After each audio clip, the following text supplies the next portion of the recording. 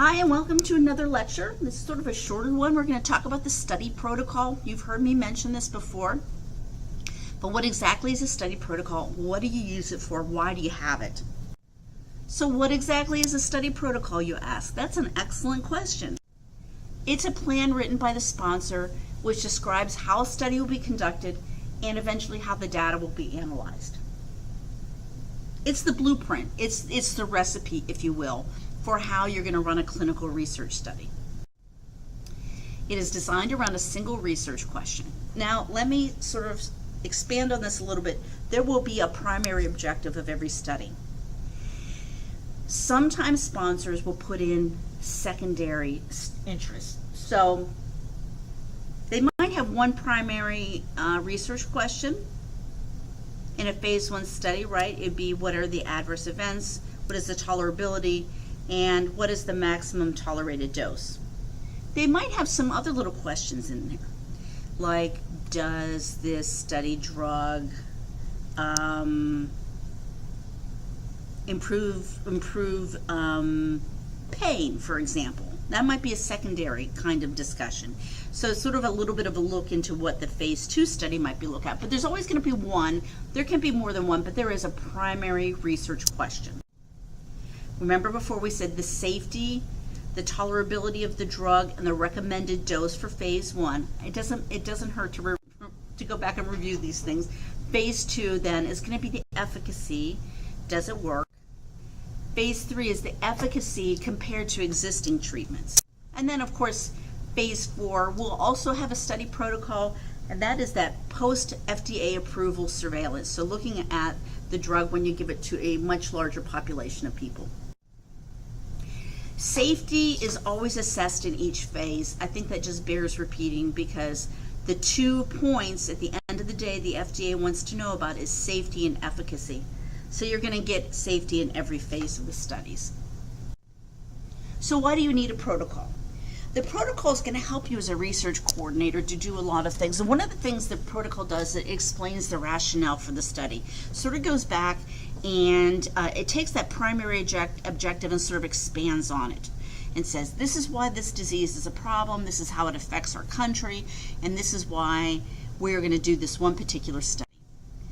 It describes the study design, and there are, a zillion is an exaggeration, but there are many study designs out there, and we're not going to get into that in this class, but it explains exactly how it's going to happen. For example, is there going to be a placebo involved? That would be described in the study design. It provides instructions on specific activities. So, for example, if every patient has to have an EKG every month, is that on day 28 of every month? You know, this kind of things. It's very, very specific on what kind of procedures have to be undertaken. There are always safety instructions in a protocol. So if you worry about risk, it's very logical that there would be some instructions in the protocol to talk about if X, Y, and Z happen, this is how you should treat that patient. Now bear in mind, you're going to have a physician, maybe a dentist, but primarily physicians involved, and they're going to be really good about handling the adverse events for the patients, but there will always be safety instructions included in a protocol as well. And there's sponsor contact information. This is huge for you as the research coordinator because it will tell you exactly who to contact with questions. And you're going to have questions, and you are going to call that sponsor and the different contacts to sort of get clarification on things. A protocol, when you read it, I will be honest, can be very straightforward and very intuitive and easy to follow and well written. But once you actually start to execute all the activities that are in a protocol, you start to have questions. And that's where the sponsor really comes in handy. So what are some of the contents in a protocol? The objective I mentioned before, the background and rationale for the research. Now remember, the IRB is going to be reading the protocol along with the consent form, and the IRB is going to be looking really hard at the background and the rationale because the IRB wants to make sure that this protocol is scientifically sound if you're going to expose individuals to potential risks. The inclusion and exclusion criteria. there are going to be two lists. The inclusion criteria is going to say this is who we want on the study. The exclusion criteria is going to say this is who we do not want on the study. And why would you exclude people, right? We really talk about inclusivity and culturally speaking. You might want to exclude some individuals from the trial if they are not going to answer the objective and it's going to put them at risk. So for example, you might have a drug that gets metabolized by the liver, so you would not want to put anybody with liver failure on the study. So some basic things like that. And you have to follow the inclusion and exclusion criteria to a T. You can never put anybody on a trial that should not be there. That's really important to a research coordinator because you do not want to expose someone to risk unnecessarily. What is the treatment plan? For example, is that placebo involved in there? How often do patients get dosed? Some things like that. The treatment plan is incredibly important for you in executing dosing the patients. Study procedures. Do patients get EKGs? Do they get CT scans? If so, when should they get those done? So there will be a table, it'll be written in the protocol, but there will also be a table of study procedures. Response evaluation criteria. How do you know if a participant is getting better? So, for example, if it was an asthma study, they would have some evaluation criteria that would include pulmonary function tests. So you could measure and evaluate what the response to the investigational drug is. This is especially important in phase 2 and phase 3. Remember, phase 1, we're not necessarily looking for efficacy yet. If you see it, that's great. But the response becomes really important in later phases. The statistical section. Okay, before you freak out, you do not need to take statistics in order to be a really good research coordinator. I took statistics as an undergraduate because they made me take statistics. Honestly, I don't use it. The statistical section, the protocol is written by the sponsor, so they have statisticians that explain that. The bibliography and the appendices. Other items based on the study itself. These are sort of the basics that you'll find. The study could have a lot of additional things in here, but these are really sort of the backbone of how the protocol will be written. So what do you do with the protocol? There's some things you absolutely should do with your protocol, and there are things you should not do with your protocol. So I'm going to give you the do's and the don'ts. Let's start with the do's first. Do read it for thoroughness and feasibility. It's going to be a little bit of a boring read in places. The first one you read is just going to appear really long and maybe a little boring. But you're going to read it for thoroughness and feasibility. So when I say thoroughness, you know that the IRB is going to have to review and approve this research. So you're going to look at it through the lens of the IRB. Let me just preface this to say you'll get good at this with practice. So you're going to read this because you know your IRB and you know what they look at, and you know it's a governing body, so they have IRBs have personalities. You'll get really good at knowing what they look for. And so you're going to read this protocol and you're going to think, okay, this is missing and that's missing and this is a little bit incomplete. You're also going to read it for feasibility. Is your research site set up to be able to execute this study? There are a million different ways you can do a study out there, and some are very simple and straightforward and they're very feasible, and then some of them get really, really complicated. And so you have to look at it reasonably. Can you do the study? And so this is when your very first, your investigator's entertaining doing this study. So those are the first things you do. You read it for thoroughness and you read it for feasibility. Once you decide to do the study, you're going to keep the protocol handy and you're going to look at it often.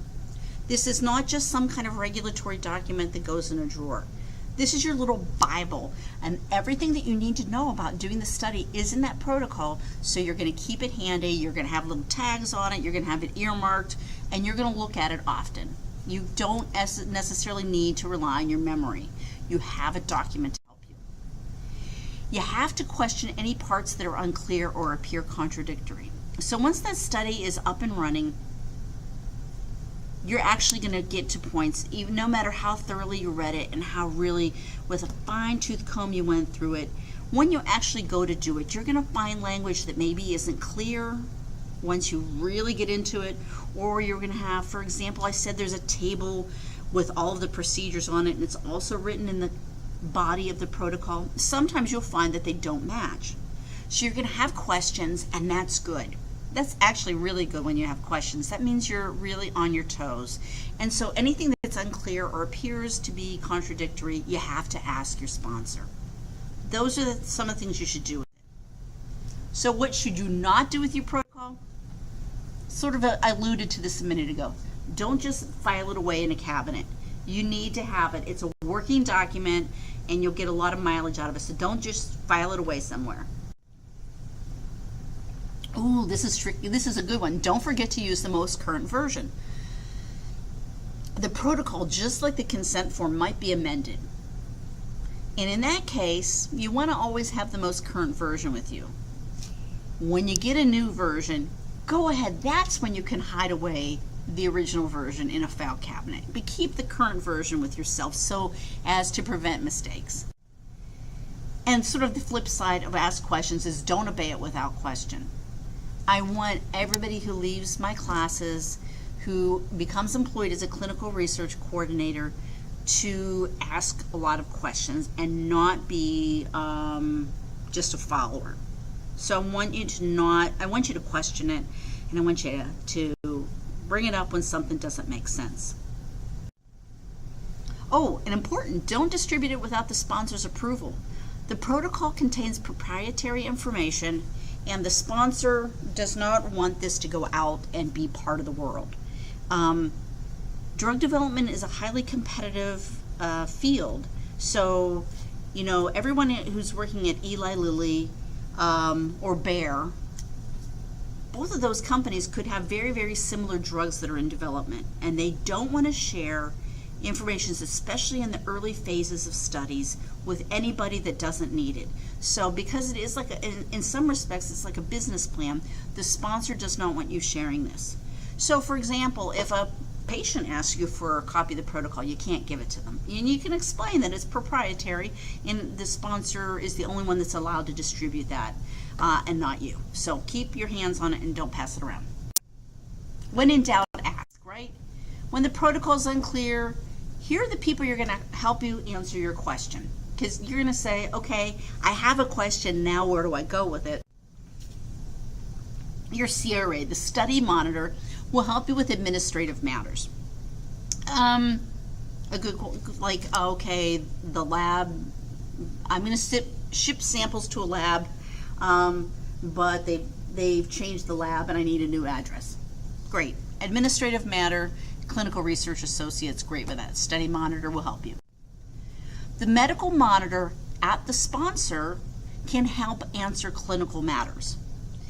So the medical monitor is going to be very useful for treatment plan questions, things like that, things that are related to medical interventions, anything that has to do with patient care, that kind of thing. The medical monitor at most sponsors are physicians. And so if it's sort of like a medical question, that's who you go to. And then you're going to ask your principal investigator for advice on things that are unique to your site. And this is going to be really true when you're new in a job and you're learning your site. Your PI will help you with things that are internal.